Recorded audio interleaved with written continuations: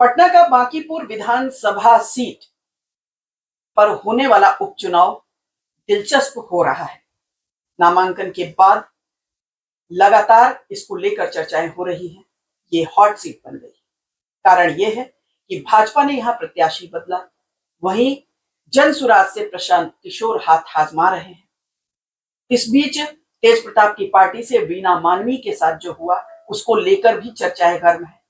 कुल मिलाकर मामला बहुत ही दिलचस्प हो चुका है, लड़ाई दिलचस्प हो चुकी है। आरजेडी भी उसमें शामिल है। अब देखते हैं कि जीतता कौन है, लेकिन सबसे बड़ी बात यह है कि ये जो मुकाबला है, क्या होगा, क्या चर्चाएं हैं, किस चीज पर लोग ज्यादा फोकस कर रहे हैं, आज हम इसी पर चर्चा करेंगे।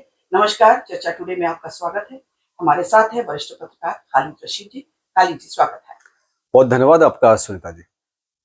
खालिद जी, बांकीपुर विधानसभा उपचुनाव के बारे में पहले तो डिटेल बता दीजिए। देखिए, बांकीपुर विधानसभा उपचुनाव का इंतजार था।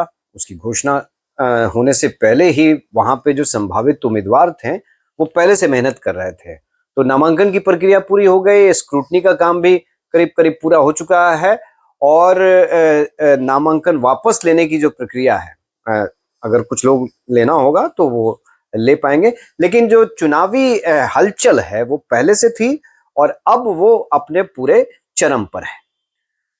बांकीपुर 30 तारीख को मतदान होना है वहां पे और 3 अगस्त को मतगणना होगी। तो नतीजा क्या आएगा वो तो 3 अगस्त को पता चलेगा। लेकिन जो अभी जो सीन है, दिलचस्पी बहुत बढ़ गई है। उसकी 2 वजह है। बांकीपुर विधानसभा सीट पर जो उपचुनाव हो रहा है वो हॉट सीट है। यानी ये जो नतीजा है उसके कई निष्कर्ष निकाले जाएंगे, कई मायने निकाले जाएंगे।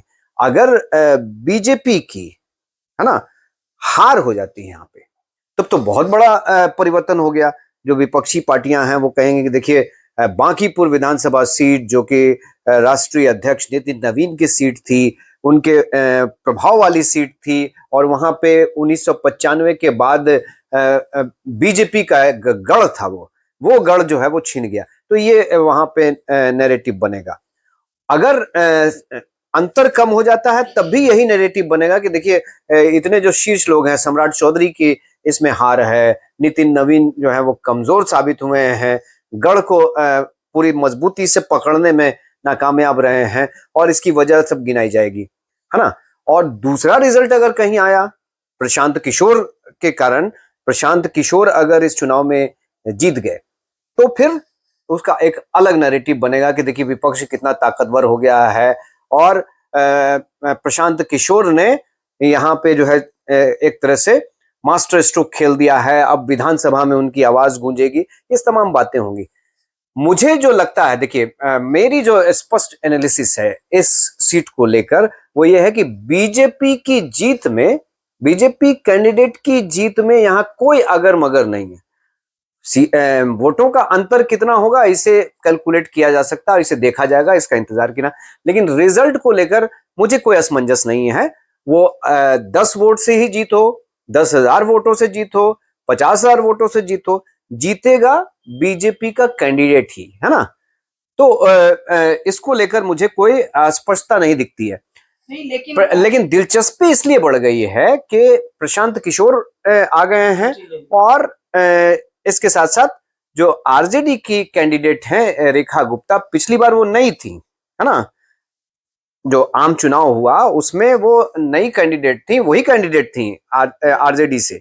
लेकिन इस बार वो सेकंड टाइम वो चुनाव मैदान में है, तो उनके लिए कैसी फील्डिंग सजाई जाती है, उनके लिए क्या। और अगर वोट बढ़ता है त्रिकोणीय, हालांकि हमने कह दिया कि जीत में कोई शक नहीं है, लेकिन इसके साथ साथ कुछ जो क्यूमुलेटिव फैक्टर्स हैं वो भी जुड़ जाते हैं कि अगर त्रिकोणीय लड़ाई वाकई हो जाती है और अगड़ों का वोट बट जाता है, बीजेपी का जो काडर वोट है उसमें कहीं डिवीजन हो जाता है प्रशांत किशोर के कारण, तो और दूसरी तरफ जो विपक्ष का वोट है, यानी महागठबंधन का जो वोट है, कांग्रेस, लेफ्ट पार्टियां, आरजेडी, अगर इनका जो वोट है वो इंटैक्ट रहता है और पिछली बार की तरह ही 85,000 वोट के आसपास उनको आते हैं और दूसरी तरफ ये वोट बढ़ जाता है, प्रशांत किशोर की एंट्री के कारण, तो नतीजा कुछ अलग भी हो सकता है, इसको इनकार नहीं किया जा सकता। तो दिलचस्पी इसी की है। नहीं देखिए खालिद जी, आप बिल्कुल सही कह रहे हैं। और सबसे बड़ी बात है कि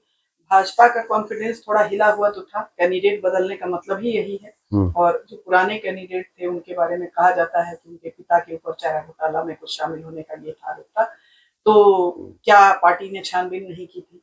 इसमें जो है नितिन नवीन की भी प्रतिष्ठा जो है थोड़ी धूमिल हुई है, या यूं कह लें कि ऐसा एक चर्चाओं का बाजार गर्म है कि उनकी पकड़ उतनी नहीं है जिस तरह से वो राष्ट्रीय अध्यक्ष है। तो एक तो है कि कैंडिडेट बदलना थोड़ा सा कॉन्फिडेंस लूज होने का संकेत है। और प्रशांत किशोर का आना निश्चित रूप से वोटों का बंटवारा हो सकता है। और यदि ढंग से प्रशांत किशोर चुनाव लड़ दिए तो भाजपा के लिए मुश्किल भी खड़ी हो सकती है, क्योंकि जो युवा है ना, उनका आकर्षण प्रशांत किशोर की तरफ दिखता है। और ये भी बात है कि नितिन नवीन का जो कद है, जो उनकी पकड़ थी अपने क्षेत्र पर, वो एक नए कैंडिडेट की नहीं होगी। लेकिन ये भी बात सच है कि सरकार भाजपा की है, वो सीट भाजपा की है और परंपरागत वोटर भाजपा के। तो क्या वो इतनी जल्दी टूटेंगे, इस पर भी संदेह है। तीसरी बात है कि जो अभी विवाद चल रहे हैं, जो वैश्विक संकट के चलते महंगाई का बढ़ना, राम मंदिर चंदा विवाद, या और भी छोटे मोटे जो है, तो निश्चित रूप से उस पर थोड़ा सा भाजपा और सरकार, अभी जो यहाँ बिहार में जो एनकाउंटर हुआ उसको लेकर कुछ असंतुष्टि लोगों में आई है। तो वो असंतुष्टि वोट में कन्वर्ट होती है भाजपा के खिलाफ या ये नहीं, यही सबसे महत्वपूर्ण। यदि कन्वर्ट हो गई तो भाजपा को मुश्किल हो सकती है, या नहीं कन्वर्ट हुई, भाजपा समझाने में कामयाब हुई, तो शायद ऐसी कोई मुश्किल सामने नहीं आने वाली है। भाजपा चुनाव भी बहुत ढंग से लड़ती है। और मेन बात है कि इनके जो बड़े बड़े कद्दावर नेता जमे हुए हैं, तो हर चीज से साउंड है, मजबूत है। तो चांस कम है कि भाजपा के हाथ से ये सीट निकलेगी। लेकिन मुकाबला बहुत ही दिलचस्प हो गया है।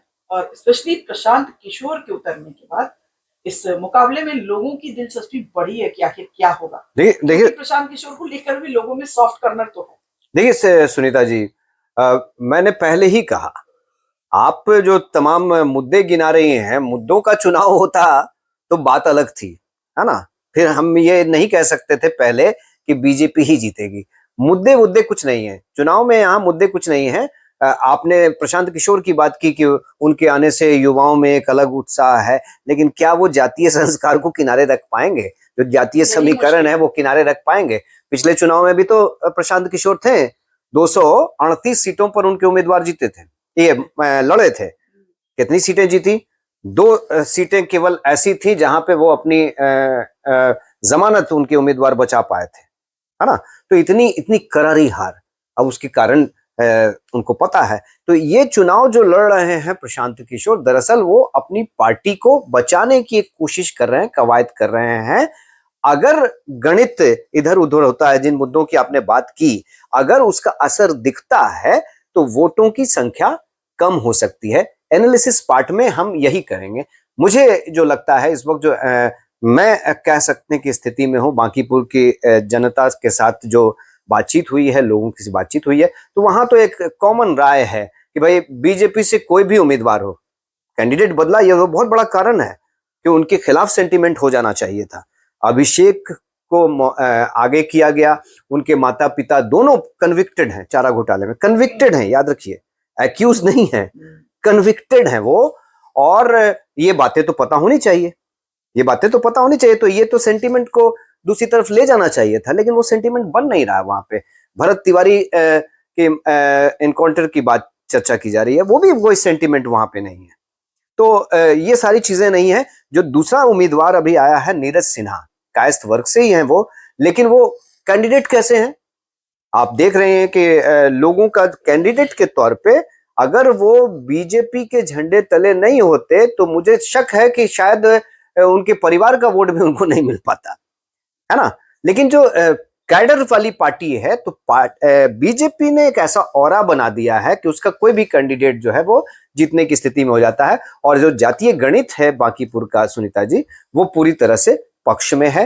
नितिन नवीन खुद जो है प्रचार की कमान संभालेंगे और उनके पार्टी के जो बड़े नेता हैं, प्रचारकों की लिस्ट भी जारी हो गई है, तो वो प्रचार की कमान संभालेंगे। हाँ, एक गुंजाइश जरूर हो सकती है कि अगर अगरों के वोट में प्रशांत किशोर सेंधमारी कर पाए, अच्छी खासी बड़ी सेंधमारी कर पाए, तो मुकाबला त्रिकोणीय होगा और उसमें हो सकता है कि कोई दूसरा थोड़े से अंतर से आगे निकल सकता है, लेकिन इसकी संभावना बहुत कम है, बहुत बिल्कुल छीन है। बिल्कुल, इस पर हम लोग चर्चा भी कर चुके हैं। तो खालिद जी, हम लोग भी यही इंतजार कर रहे हैं, देखना है कि मुकाबला कैसा होता है। और आपने जो कहा बहुत सही कहा कि यहाँ चुनाव जो है एक्चुअली कैंडिडेट नहीं लड़ता है, भाजपा लड़ती है।